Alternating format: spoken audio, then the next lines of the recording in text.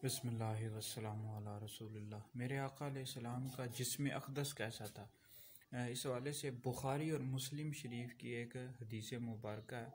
हज़रत सैयदना अनस रदियल्लाहु ताला अन्हु से रवायत फरमाते हैं कि नबी करीम अलैहिस्सलाम का चेहरा मुबारक साफ़ था, गोया कि आप अलैहिस्सलाम का जो पसीना था ये मोतियों की तरह था।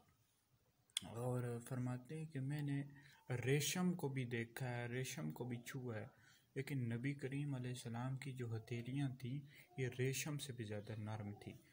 और फिर फरमाते हैं कि मैंने अच्छी अच्छी खुशबुएँ देखी, सूंघी।